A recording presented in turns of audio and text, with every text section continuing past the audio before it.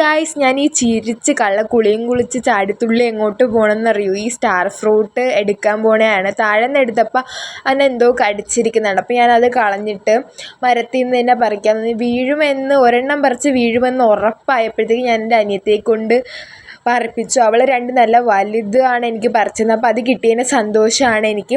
കപ്പയ്ക്ക പഴുത്തോന്ന് നോക്കുകയാണ്, അതും വരെ മുഖത്തേക്ക്. എന്ത് കിട്ടിയാലും ഞാൻ മുഖത്തേക്ക്. അതൊരു ഹോബി ആയിപ്പോയി. പിന്നെ ഇതെൻ്റെ അമ്മൂമ്മയുടെ മിനി ഗാർഡനാണ്. അവിടെ നിന്ന് ഞാൻ ഒരു പൂ പൊട്ടിച്ച്. അമ്മൂമ്മയ്ക്ക് തീരെ പൂ പൊട്ടിക്കണ ഇഷ്ടമല്ല. ഞാൻ പറയുന്നത് നിങ്ങൾ കേട്ടു നോക്ക്. അമ്മൂമ്മയുടെ നടി കിട്ടും എന്നാണ് പറയുന്നത്. ഈ ചുമന്ന കാന്താരിയിട്ട് ചമ്മന്തി അരച്ച സ്വർഗ്ഗമാണ്. അടിപൊളി ടേസ്റ്റാണ്. ഇത് പാവയ്ക്ക ചെറുതാണ്, പക്ഷെ ഇതിന് വലുത് കുറേ ഉണ്ടായിട്ടുണ്ട്. ഈ കറ്റാർ വാഴ പൊട്ടിച്ച് മുഖത്ത് തേക്കാമല്ലോ എന്നാണ് ഞാൻ ആലോചിക്കുക. അപ്പോൾ അമ്മൂമ്മ പറഞ്ഞ് കൈ വെട്ടു. അപ്പോൾ ഞാനത് ചിരിച്ചോണ്ടിട്ട്. ഇത് പിന്നെ അമ്മൂമ്മയുടെ വേറൊരു കലാവിരുന്നാണ്. ഞാൻ വീട്ടിൽ ചെന്ന ഉടനെ ഈ നക്ഷത്രപ്പഴം കട്ട് ചെയ്ത് കഴിക്കാൻ തുടങ്ങി.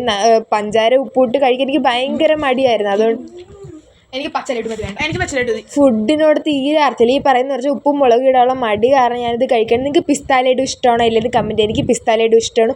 Okay, by.